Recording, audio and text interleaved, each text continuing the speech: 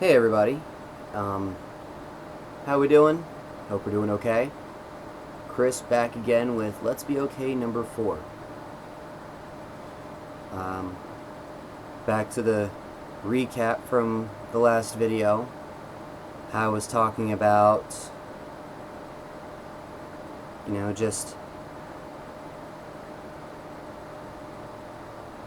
with the meltdowns and everything, just when it comes to letting things knock you down.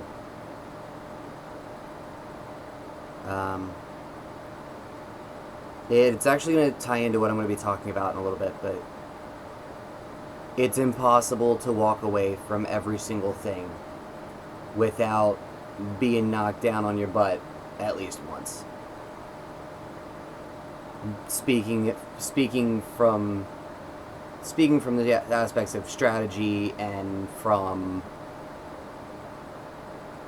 all kinds of different things. But it's impossible to be undefeated. Believe me, I have foolishly tried. Don't go trying to don't let yourself make the mistake of thinking that being knocked down is necessarily a bad thing either. We're all human. We're not gonna, we're not like Superman or Hulk or anything like that. Things are gonna hurt.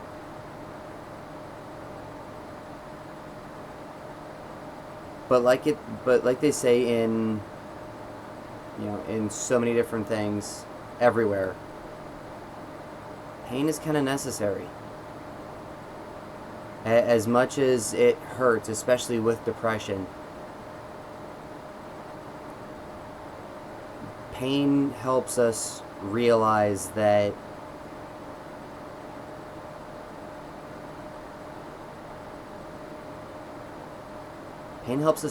we're human. Balance is an important thing. There's gonna be some bad. But when that happens, just realize that there's gonna be good too. Because for every time that you get knocked down, just let yourself have faith that there's going to be another time right after that where you can get back up. There's nothing wrong with falling. Don't let yourself think any different. You pick yourself up, you dust yourself off. Maybe you need a helping hand with that. So reach out for one if you need it. There's nothing wrong with that either.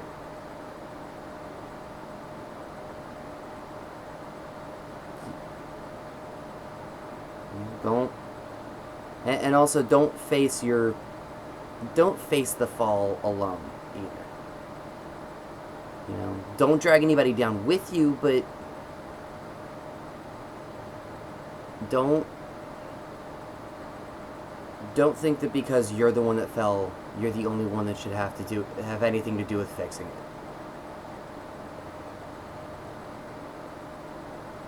Because if you have a meltdown, standing back up feels pretty close to, well, it feels completely impossible.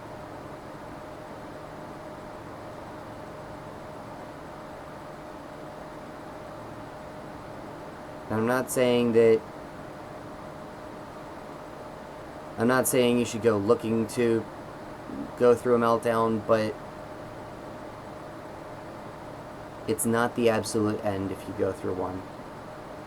You don't have to let it end you if you have one.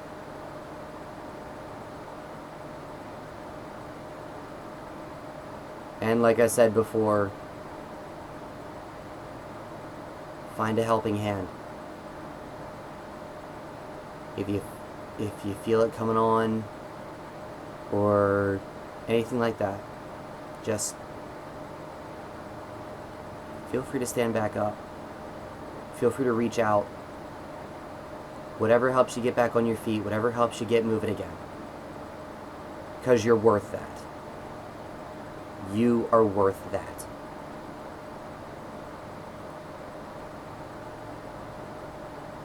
Anyway, I'm going to go ahead and get down to my my first order of new business for this video. Anxiety. Anxiety and some other things I'll be talking about in upcoming videos are kind of things that go hand in hand with depression. In a nutshell, anxiety is essentially panicking over handling multiple things at once. It's pretty much the ugly side of multitasking. At least for me and for others. It can also be trying to stand in front of a group of people, even though you're uncomfortable in social situations.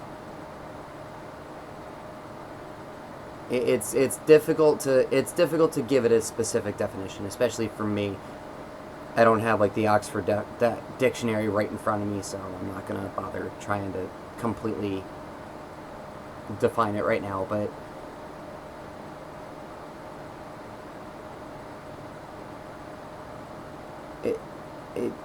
especially for me, when it comes to what I call my hero complex.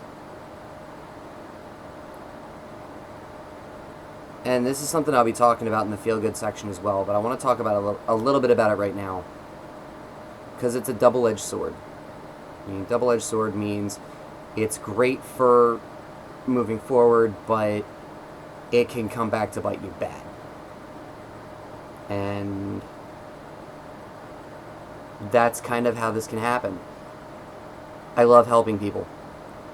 That's one of the reasons I'm doing these videos. It's one of the reasons why my friends will never have to go through anything alone if they're in trouble. And it's one of the reasons why I would willingly be the first one to stand in front of a moving train to help somebody else get out of the way. Bit of an exaggeration there, but you know what I mean.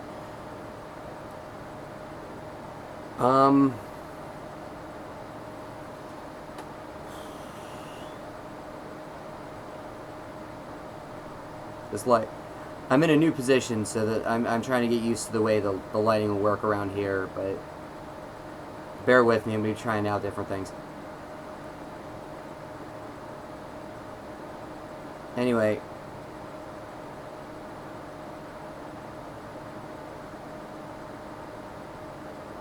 I want to just mention that, you know, when it comes to anxiety coming from you, or coming from a situation,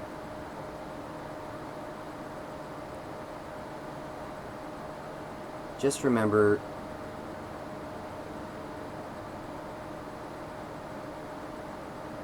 there could be, if you're speaking in front of somebody, go ahead and just think about, okay, maybe there are some people out in the audience that are a little bit nervous about things too. Break the ice. You know, just get out of the way. You know, my dad had a business presentation that he was telling me about, and the first thing he admitted to everybody was, I know everybody here. We've all spoken at least once or twice, but while I am very good at doing everything else, one thing I'm really bad about and one thing I'm really nervous about is this, talking in front of people. So just bear with me. And believe it or not, that really lightened the mood, not just for him, but for everybody.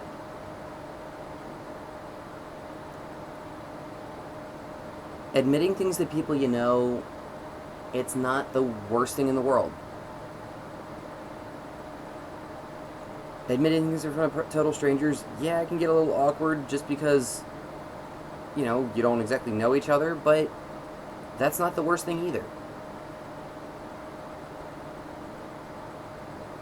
So yeah. And in the cases of, you know, being anxious about a whole bunch of things hitting you at once, let me tell you from a strategic standpoint, alright? I am very big into strategy, and I'll tell you about that on another video. It is close to impossible to face multiple situations at once. It is incredibly difficult. At some points, you can't because it'll require you to be in multiple places at the same time. So, to put it simply, don't even try to. You know, you could have a list 5 miles long of, you know, pack for a trip, clean up the house, draft up a new policy for something at work, whatever. It could be like 5 miles long. Or look up recipes. Next thing you know, you're trying to draft up a whole new recipe to display about filling a chlorinator. Things get mixed up. And believe me, that only makes the anxiety worse. So just tell yourself, one thing at a time. Let yourself prioritize. And if one thing and if you're stressing about how one thing might be more important than another, do what I do. Toss a coin. Simple as that. It doesn't have to be that. It doesn't have to be complicated unless you let it be. So just remind yourself, hey, I am one person.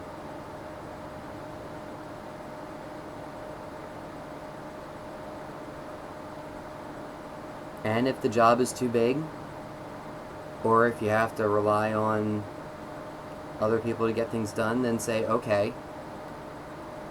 while I am working around the schedule of someone else, I'll come over here and do one thing, you know. And even if you're too stressed out to do the big jobs, focus on the little ones. Because one of the biggest cures for anxiety is progress. Acknowledging that you're making progress towards something.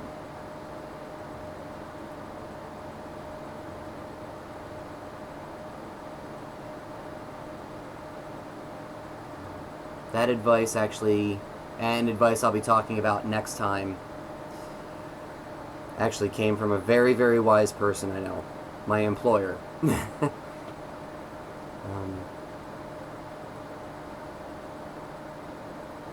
She's great. I mean, my boss is really, really smart, especially when it comes to helping people out.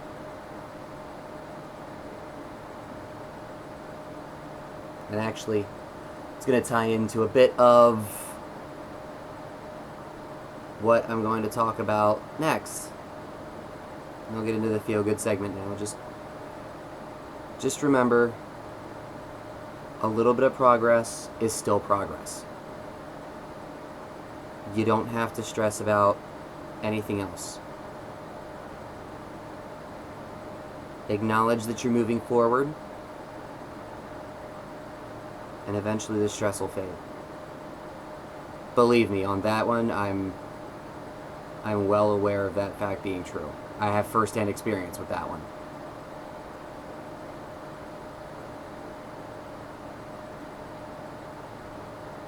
And if you ever need somebody to cheer you on, reach out to a friend, or even listen to this right now, you're doing good. You're doing fine. You are doing your absolute best, and that is more than enough to be proud of, because you're getting somewhere. Even if it's not a total success, you're still getting somewhere, and that is something to be proud of.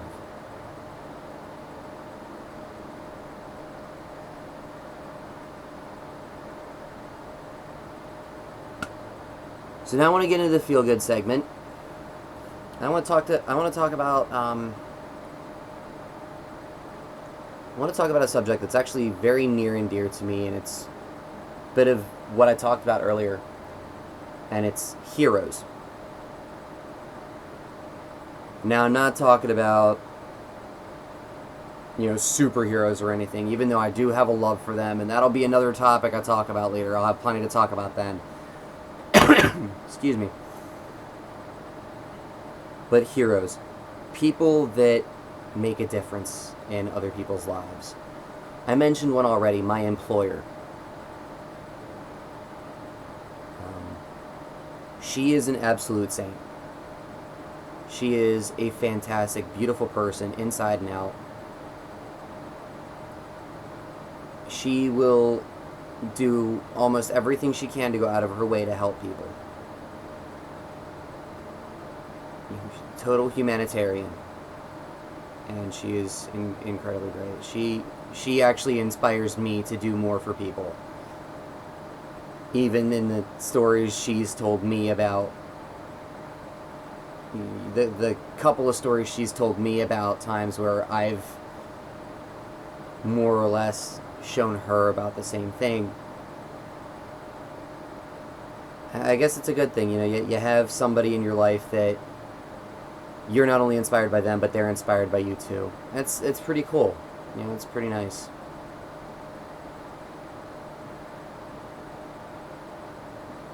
I also have, no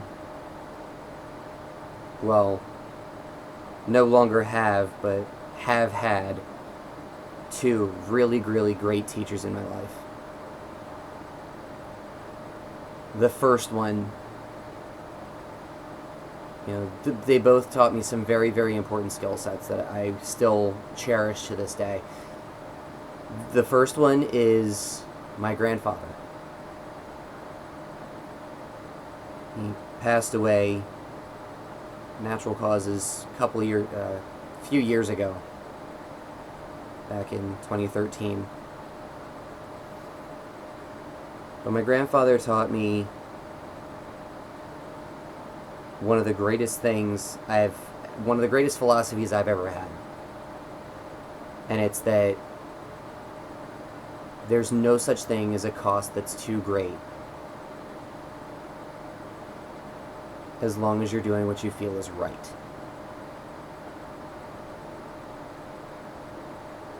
If you know in your heart that you're doing the right thing, then whatever the cost, whatever the sacrifice, it's worth it. I mean, that man has bent over backwards for a lot of people as well. He'll be the first one to, when I was going to school with friends and everybody was getting rides home, he would be the one to say, hop on in, I'll take you home too. It could be within the same neighborhood as me, or he'd willingly go out of his way to drop them off, just to make sure they were safe.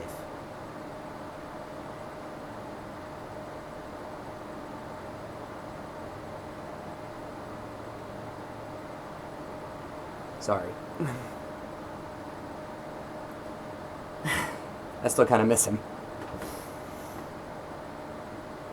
But yeah, he also taught me a bit about tools and attention to detail.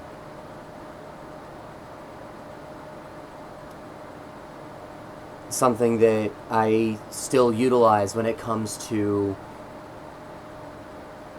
a love of technology, which I'll talk about a little bit later on. I'll talk about in a future video. Excuse me. Sorry.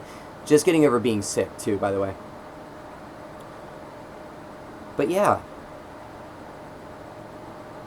When it comes to my love of technology and being able to work with it and being able to organize and strategize, him teaching me about my attention to detail and everything has really been a big help.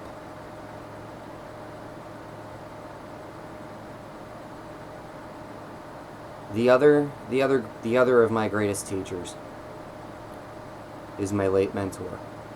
He passed away from ALS in 2012. And with all due respect and love to my current employer, that man was the greatest boss I probably have ever had in my entire life. I cannot think of anybody that has respected my judgment and let me speak as openly as I had, as much as he did. When he came down, when he contracted ALS in the later part of 2011,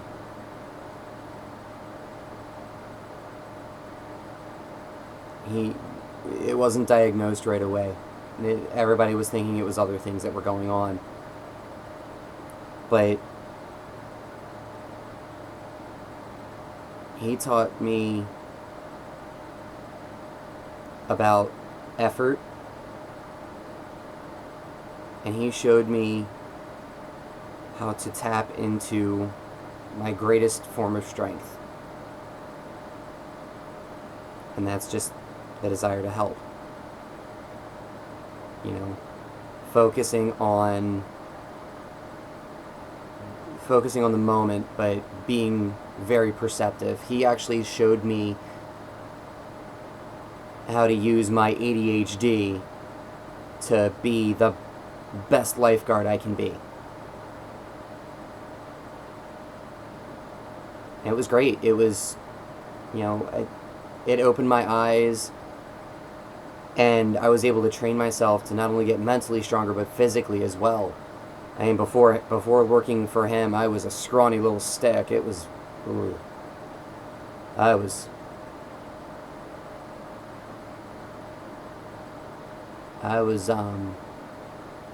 pretty skinny.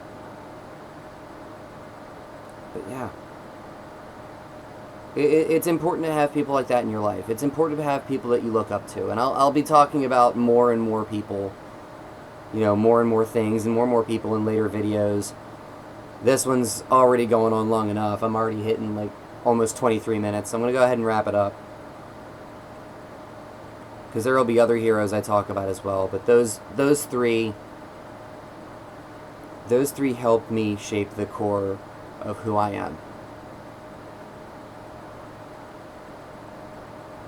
And it's important to look at people that you look up to and realize why they inspire you. And in a way, they can help you figure that just thinking about that can help you figure out a way to maybe inspire someone else someday. Who knows? Maybe I'll have that impact on someone. Maybe I did. I don't know. You never know. But I'm glad we're doing okay. I'm glad we're all still around. Thank you for watching. Keep being okay.